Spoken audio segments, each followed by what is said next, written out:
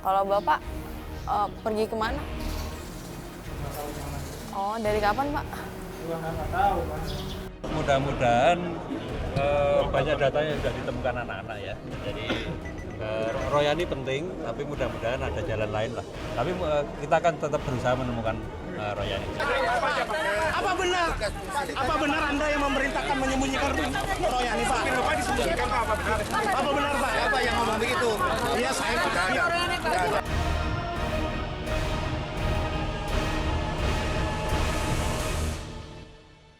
Komisi Pemberantasan Korupsi masih terus mendalami peran Sekretaris Mahkamah Agung Nur Hadi dalam kasus suap yang melibatkan panitera di Pengadilan Negeri Jakarta Pusat terkait pengaturan perkara di Mahkamah Agung. Rupanya tidak mudah bagi KPK untuk menelusuri peran Nur Hadi dalam kasus ini. Sejumlah saksi kunci yang diduga kuat mengetahui sepak terjang Nur Hadi lenyap entah kemana. Setidaknya mereka selalu mangkir dalam beberapa kali pemanggilan oleh KPK. Ada sopir Nur Hadi yang bernama Royani, juga 3 anggota polisi yang berjaga di rumah sekretaris MA itu. Pemirsa, benarkah mereka sengaja disembunyikan karena akan membuka sejumlah pengaturan perkara di MA yang diduga melibatkan sekretaris MA Nur Hadi? Lantas, apa sebenarnya peran Nur Hadi? Benarkah ia memiliki pengaruh besar untuk mengutak-atik putusan perkara di Mahkamah Agung? Inilah penelusuran tim Realitas.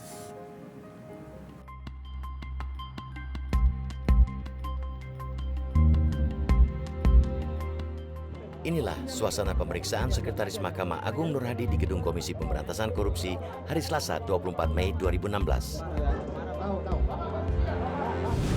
Nur Hadi akhirnya memenuhi panggilan Komisi Pemberantasan Korupsi setelah sebelumnya mangkir dari panggilan KPK. Nur Hadi diperiksa sebagai saksi atas tersangka Dodi Arianto Supeno terkait kasus suap yang melibatkan seorang panitera Pengadilan Negeri Jakarta Pusat yang bernama Edi Nasution. Komentar, Pak. Nur Hadi akhirnya keluar dari gedung KPK setelah menjalani pemeriksaan selama kurang lebih 8 jam. Apa disembunyikan, Pak? Apa benar? Tidak banyak keterangan yang keluar dari Sekretaris Mahkamah Agung ini ketika awak media memberondongnya dengan beragam pertanyaan. Pak, perkara Lipo enggak ya? Enggak ada. Pak, selama ini enggak kerja di mana, Pak? Edi, Pak. Mas Bapak memerintahkan. Nama Nur Hadi belakangan memang tengah menjadi sorotan Komisi Pemberantasan Korupsi. Nur Hadi berurusan dengan lembaga anti rasuah ini setelah KPK membongkar kasus suap yang melibatkan seorang panitera Pengadilan Negeri Jakarta Pusat.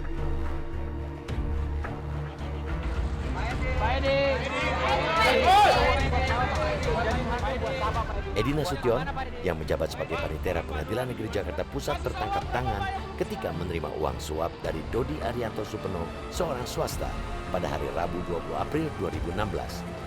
KPK juga menyita uang suap sebesar 50 juta rupiah yang diduga terkait pengajuan peninjauan kembali 2 perusahaan swasta yang didaftarkan di Pengadilan Negeri Jakarta Pusat. Uang ini merupakan bagian dari yang dijanjikan sebesar 500 juta rupiah. KPK pun segera bergerak ke sejumlah lokasi usai menangkap tangan Edi Nasution.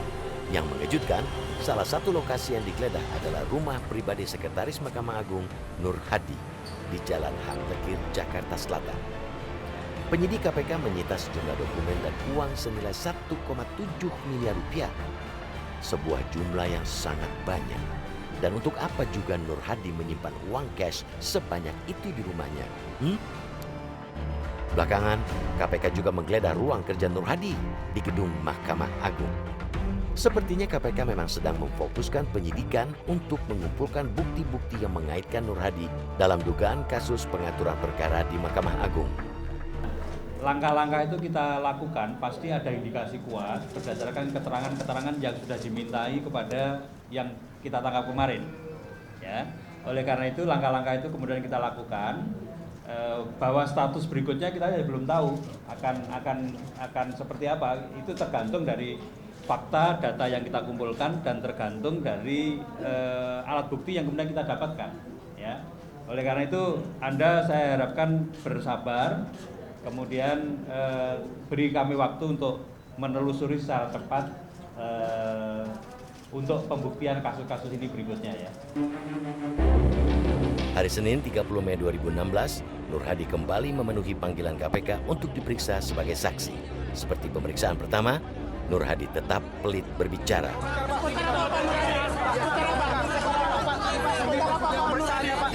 Sambil kasih jalan.